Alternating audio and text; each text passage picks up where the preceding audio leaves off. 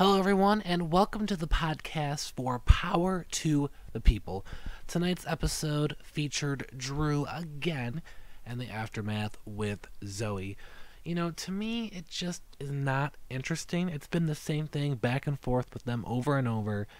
And I will say I did like her mom coming to the big Q&A. It was a great moment I wasn't expecting.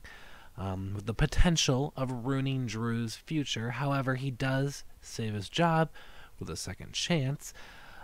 Just the whole thing with Zoe and Drew, it's not that the acting wasn't good or anything. It just wasn't that interesting to me. But I will say, in regards to Zoe and Drew, I did like the flowers scene.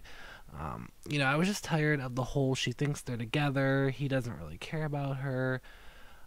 One thing a little note is Ho written on the locker that they didn't put E, which is the correct way, just H-O, because a lot of people, like, even when they say it on Facebook or Twitter, everyone always says H-O-E, and that is a garden tool. So props for Degrassi for actually using the right version. I don't actually think I've seen the right version anywhere ever in any form of popular media. Like all songs, movies, TV shows before, they all put the E on it, and that is not correct. Just a little thing there.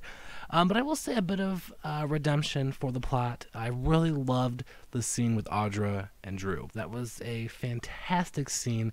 A lot of emotions and callbacks to, of course, Bianca and Adam. It was just a really great emotional moment and had some great redemption to the plot. In regards to Imogen tonight, it was hilarious seeing her dressed up as a nun type character. I'm not sure how realistic it is for Simpson to give in like that and allow her to potentially change things, but it's TV, so we'll go with it.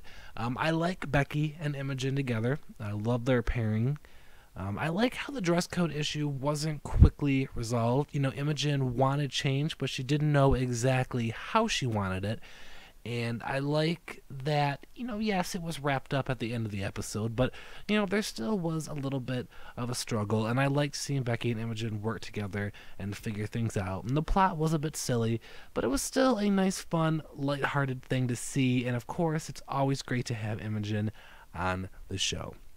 The Allie and Jenna / Dallas stuff, Jenna trying to help Allie, and Allie's tired of pressure from everyone regarding what to do post-Leo. Yeah, once again, that's not as interesting to me right now. I did, however, like Allie and Dallas, and I loved the references about Dallas, how he was struggling after being kicked off the hockey team. And as we saw in the promo next week, of course, he's going to try and potentially get back with her. We also have an Eli cameo and more potential Drew and Claire intimate moments. All in all, a decent episode tonight. There were some really powerful individual scenes that were just great, especially the scene, like I said, with Audra and Drew, which was just phenomenal, and great acting, great TV. Thank you so much, everyone, for listening, and I will talk to you all next week.